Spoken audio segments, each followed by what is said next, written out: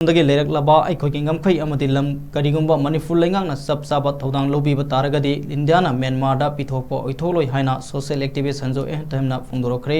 संजो एहतमना प्रेसता थादोरपा वीडियो फुटेज अमदा यूएस दा बेस तौबा मैगजीन द डिप्लोमेट की रिपोर्ट मतुंग इन्ना इंडिया म्यांमार की मतम कुइना सयनदुन लेरक्लिबा बाउंड्री सेटल तौनबा वारोशन पुरकनबा इंडिया म्यांमार टेरिटोरी एक्सचेंज तौनगदौरी मसीदा मणिपुर तगी चौराकना 1.4 square miles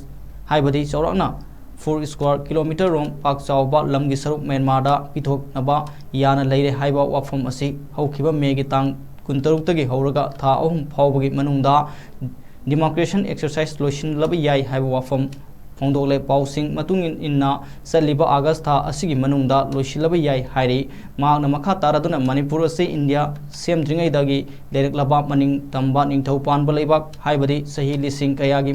मसागी kingdom ओइना लेरक्लबा lump अमनी north east की अतोपा state Singh हाइबदी Arunachal Pradesh Nagaland नत्रगा Mizoram गुंबा India लेंगाना ngमखै यालगा सेंबिखिबा अदुगुंबा state नत्ति पुवारीगी थेंखांग कयादा अखोगी लायोइख्रबा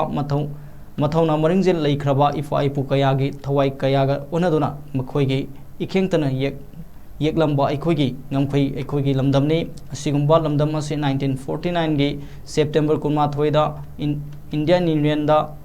तिन्ननबा मतमदुगी अखोगी इनिंगथौ Bodhchandra अमदी governor general of India गा खुयेक पिनखिबा मर्जर एग्रीमेंट ता अखोगी टेरिटोरी अमगी लैंड प्रोटेक्शन की वाफम याउद्रगसु अखंग अहिसिंगी मोट मतुंग इन्ना इंडियन कॉन्स्टिट्यूशन की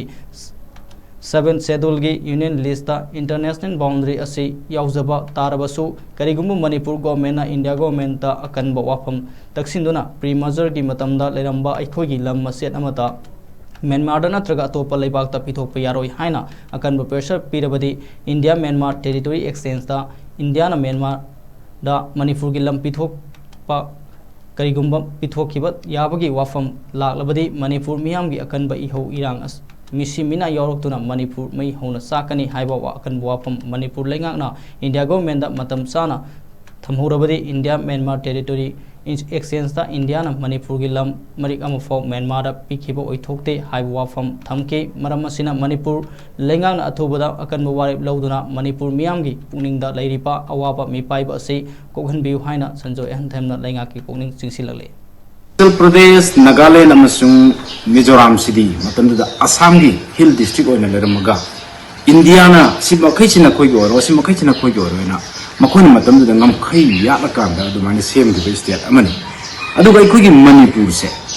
इंडिया सेमलिङै ममांगदि हौना मनिंग तंबा मसागी किंगडम लैजरपा मसागी निंथौ लेरकांदा मनिंग तंबा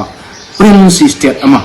अदुगुंबा मनिंग तंबा किंगडम अमा माइना लैबा इखोगी लम अमनि अदुना हौजिक अखोगी अकीबा अमा इखोइदा मियामदा लैरिबा हौजिकी इंडिया अमसुंग म्यांमार अनिगी मसिगी ngमखैदा लैबा लम ओंथोंजिम तौबसिदा अखोगी मर्जर एग्रीमेंट तुदा अखोगी करी हाइतारे टेरिटोरी नाक सेननबगी प्रोविजन नत्रगना आर्टिकल सेक्शन यावरमदबा तारगसु आदुदगिदी अखोगी करी हाइनी अखोगी टेरिटोरी से